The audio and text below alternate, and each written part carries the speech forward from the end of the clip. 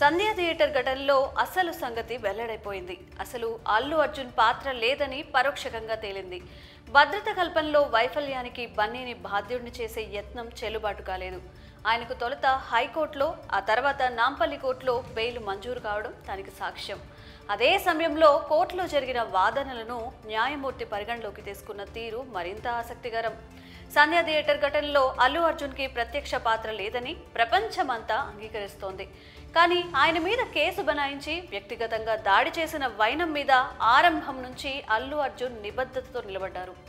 బాధిత కుటుంబానికి భరోసా కలిగిస్తూనే చట్ట పరిధిలో పోరాడేందుకు సిద్ధమయ్యారు.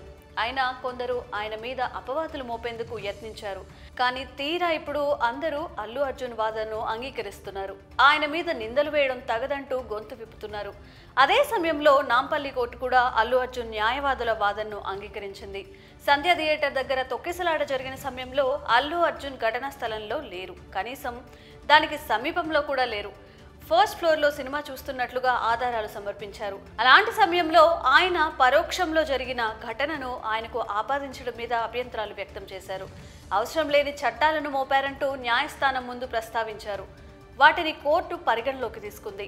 అల్లు అర్జున్ పాత్ర మీద ఆసక్తికర వాదనలు గమనించింది. అల్లు అర్జున్ మీద పెట్టిన కేసులలో సెక్షన్లు వర్తించవన్న విషయాన్ని గుర్తించింది. సంబంధం లేని కేసులో ఇరికించినట్టుగా భావించి చివరకు బెయిల్ మంజూరు చేసింది.